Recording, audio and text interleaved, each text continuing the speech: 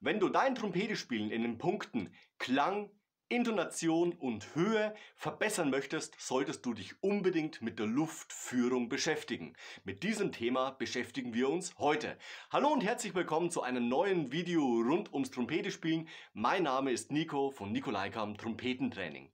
Luftfluss und Luftführung, ein absolutes Basisthema für uns Blechbläser. Doch wie kann man dieses trainieren, beziehungsweise welche Übungen gibt es, damit man eben Luftfluss und Luftführung verbessern kann? Natürlich trainieren wir auf dem Instrument, aber es gibt auch einige Übungen, die ich ohne dem Instrument durchführen kann, damit wir eben genau in dieses aktive, bewusste Luft nach außen fließen, Luft nach außen führen kommen können.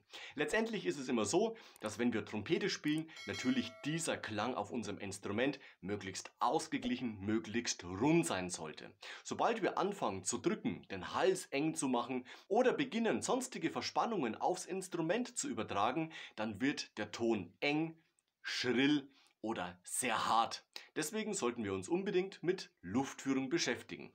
Die erste Übung, die ich euch vorstellen möchte, die ich auch sehr empfehle, ist, bevor ihr anfangt Trompete zu spielen, ein paar Mal tief durchzuatmen und spielt ruhig etwas dabei mit der Kopfposition. Ihr werdet merken, wenn ihr den Kopf nach unten macht und die Luft nach außen fließen lasst, beziehungsweise den Kopf etwas nach oben hebt, also an die Decke schaut, jedes Mal fühlt sich die Luftführung, das Ein-, aber auch das Ausatmen ganz anders an.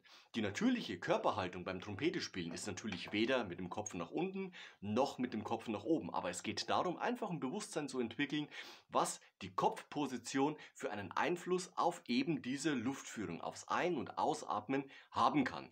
Beim Trompetespielen ist es natürlich so, dass wir möglichst gerade unser Instrument halten sollen, das heißt mit einer kleinen abfallenden Position, damit eben der Körper sich nicht verbiegen muss, weder nach oben noch nach unten, also nicht ins Hohlkreuz gehen etc. pp.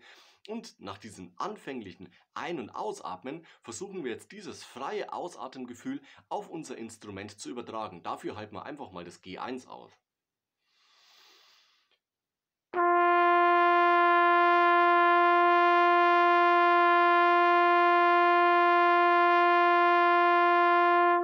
Fühl dabei immer rein, ob es irgendwelche Verspannungen, vor allem im Kehlkopfbereich gibt. Sollte das der Fall sein, dann empfehle ich dir, nimm mal das Mundstück von der Trompete ab, atme ein und lass die Luft durch dein Mundrohr nach außen fließen. Nicht die Luft durchs Instrument drücken, nur fließen lassen, aber das Ganze natürlich bewusst.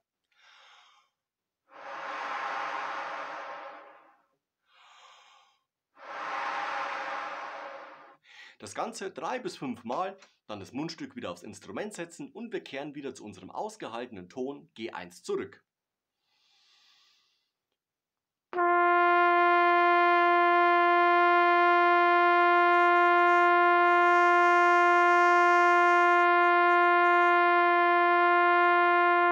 Auch hier ist es wichtig, dass wir immer ganz bewusst die Luft nach außen durch unser Instrument denken.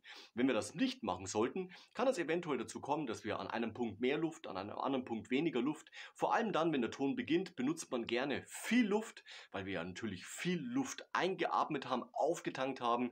Und sobald der Ton länger ausgehalten wird, wird der Ton dann dünner, weil die Luft einfach abnimmt, beziehungsweise der Luftdruck, den wir nach außen geben, abnimmt. Das heißt, der Ton wird tendenziell dünner und kann sich auch natürlich in der Intonation verändern. Also da kommt es wirklich darauf an, dass du ganz bewusst von vorne bis zum Ende des Tones bewusst die Luft durchs Instrument pustest. Du kannst dir natürlich auch jederzeit ein Stimmgerät parat stellen, damit du eben visuell auch nochmal ein Feedback hast, wie der Ton sich von der Intonation her verändert, wird er höher, wird er tiefer und dementsprechend natürlich wieder die Luftflussübung ohne Mundstück machen und danach wieder spielen, eben mit Mundstück auf dem Instrument und die Intonation kontrollieren, wird sie tiefer, wird sie höher, wie ist es am Anfang des Tones, in der Mitte oder auch am Ende des Tones und dementsprechend natürlich immer wieder sich Pausen nehmen, tief durchatmen und die Luft nach außen fließen lassen. Es gibt natürlich auch diverse Gerätschaften, die man zum Luftfluss benutzen kann. Der Vorteil von dieser Mundrohrübung ist, dass der Kehlkopf aufgeht. Und dafür kann ich zum Beispiel auch ein Stück Schlauch benutzen. Das heißt, das stecke ich mir in den Mund, natürlich nur so einen kleinen Teil. Der Kehlkopf geht auf und ich werde merken beim Ausatmen, dass die Luft sehr schnell und sehr leicht nach außen gelangt. Es ist alles ganz offen.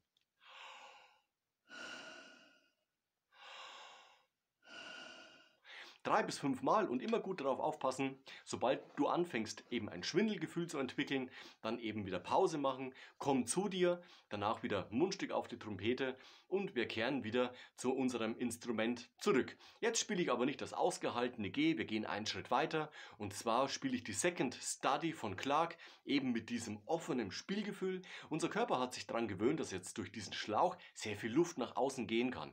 Ich übertrage das jetzt automatisch auf mein Instrument, aber immer mit der Prämisse, nicht die Luft aktiv nach außen drücken, denn dann wird die Luft natürlich sehr, sehr schnell dem Ende entgegengehen, beziehungsweise unser Klang auf dem Instrument wird forciert. Also da immer gut hinhören, wie ist der Klang unseres Instrumentes. Der sollte natürlich offen, weich und voll sein. Los geht's.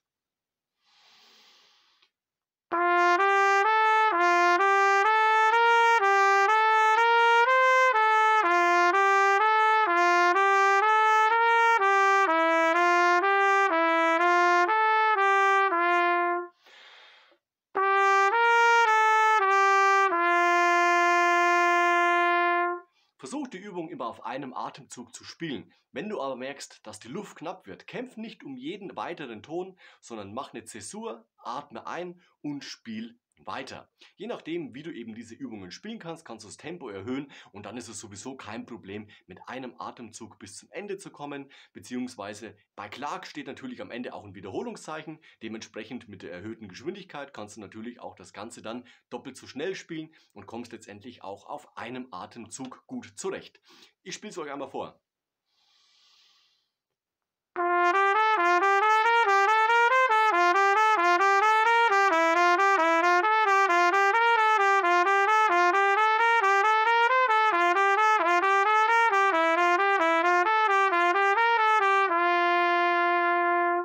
Und dann ist das Ding auch mit Wiederholung natürlich gespielt.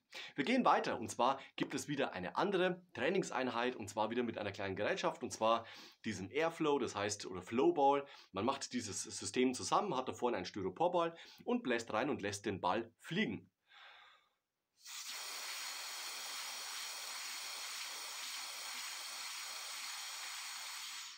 Jetzt musst du aufpassen. Immer wenn wir mit diesem Gerät üben, möchten wir natürlich den Ball hoch hinausfliegen lassen und dementsprechend natürlich hoch in dieser Luftsäule schweben lassen. Das Problem ist, dann fange ich an zu drücken. Das heißt, dann habe ich wieder Verspannungspunkte und deswegen empfehle ich immer, wenn du auf diesen weichen, auf diesen konstanten, bewussten Luftfluss setzt, nimm als Orientierung deine Nasenspitze. Das heißt, setz dich vor dem Spiegel oder vor die Kamera und lass den Ball auf Nasenspitzenhöhe fliegen.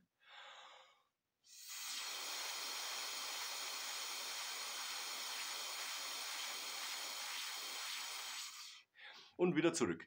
Jetzt natürlich wieder aufs Instrument übertragen und dementsprechend natürlich wieder einen ausgehaltenen Ton spielen, eine Tonleiter spielen, immer im mittleren Bereich und dementsprechend kannst du natürlich auch die Clark Second Study jederzeit dafür benutzen. Es gibt natürlich noch eine andere Gerätschaft.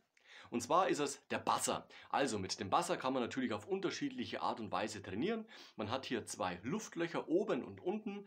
Regulär mache ich, wenn ich mit dem Buzzer anfange zu üben, also mein tägliches Warm-up mache, halte ich immer ein Loch zu. Das hat den Vorteil, ich habe ein besseres Feedback auf der Lippe. Es fühlt sich auch näher am Instrument an. Das heißt, man hat einen kleinen Widerstand.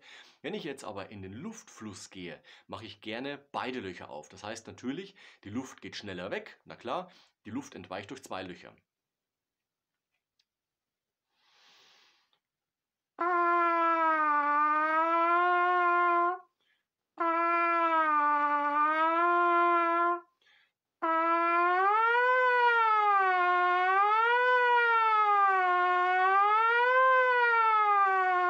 Immer vorsichtig sein, nicht drücken und dementsprechend natürlich die Luft fließen lassen. Auch das übertragen wir auf unser Instrument. Wir starten wieder beim G1 und gehen jetzt nach oben zum D. Das heißt, wir spielen eine Quinte und kehren wieder zurück. Und das Ganze machen wir 3 Mal.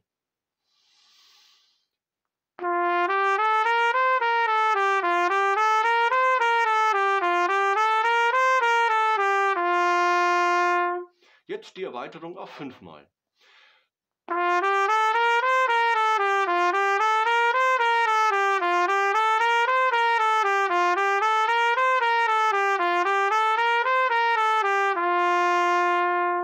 Damit ich natürlich auch den Faktor Höhe ins Spiel bringe, muss ich mir immer bewusst sein, dass wenn ich nach oben spiele, nicht anfange eben aus dem Hals zu drücken, vom Brustkorb her eng zu werden oder das Mundstück extra noch gegen die Lippen zu drücken. Das heißt, ich gehe nach oben und versuche dann dementsprechend lauter zu werden. Das heißt, ein Crescendo einzubauen, damit eben auch die Höhe ausgeglichen und von der Intonation her gut sein kann. Sobald ich anfange zu drücken, wird die Intonation höher, der Ton wird enger. Ich habe natürlich sofort Auswirkungen auf die Klangqualität und die Intonation.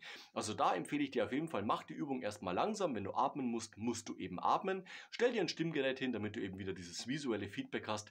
Wie schlägt die Nadel des Stimmgeräts aus? Los geht's!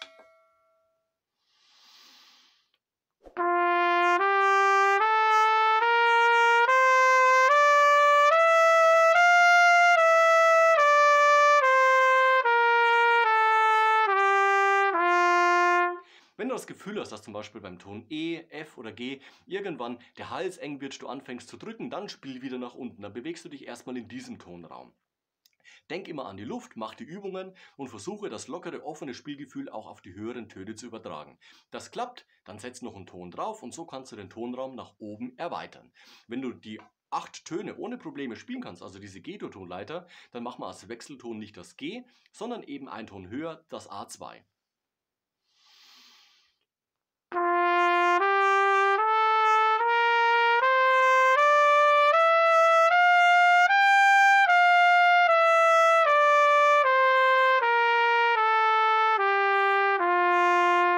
Und so kannst du den Tonraum natürlich auch dementsprechend nach oben erweitern.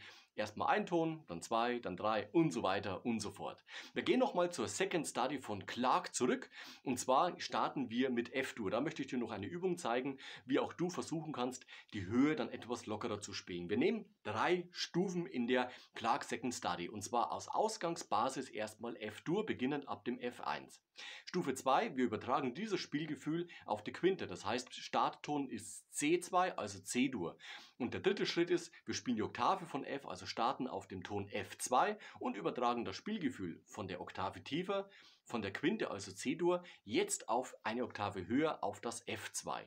Los geht's. Bevor wir starten, noch einmal 3-mal durch das Mundrohr atmen. Und nicht drücken.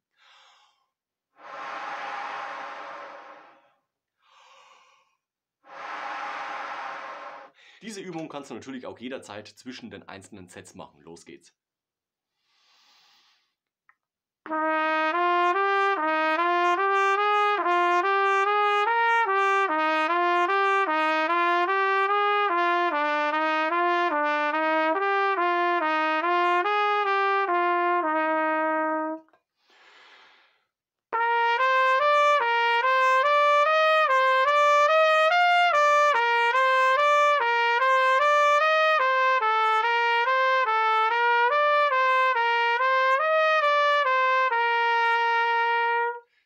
Übung.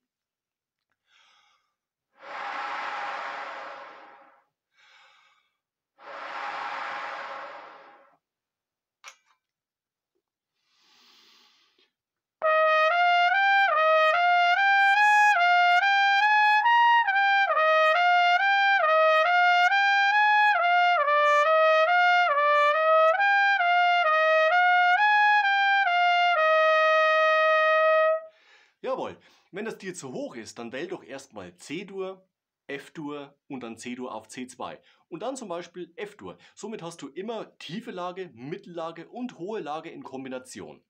Sind dir die Abstände zu groß, dann mach die Abstände einfach kleiner. Spiel zum Beispiel F-Dur, B-Dur und oben zum Beispiel S-Dur. Also da kannst du anhand von dieser Übung unterschiedlichste Variationen ausprobieren, damit du eben lernst, das Spielgefühl von der eingestrichenen Oktave in die zweigestrichene Oktave zu übertragen. Klappt das, dann geh ruhig auch noch höher und spiel auch in die dreigestrichene Oktave hinein. Aber immer mit der Prämisse, drück nicht den Ansatz kaputt mit dem Mundstück, also kein Druck vom Mundstück und der Trompete gegen die Lippen. Bleibe locker und offen im Hals, dafür die Übungen, die ich dir heute vorgestellt habe. Und erhöhe das Tempo, damit du eben von Anfang bis zum Ende mit einem guten Gefühl durch diese Übung kommst.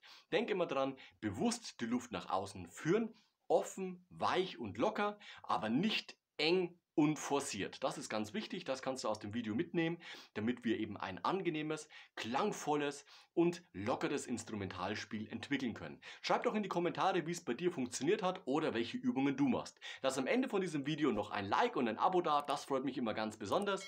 Wir sehen uns nächste Woche zu einem neuen Video rund ums Trompete spielen. Bis dahin, ciao, euer Nico.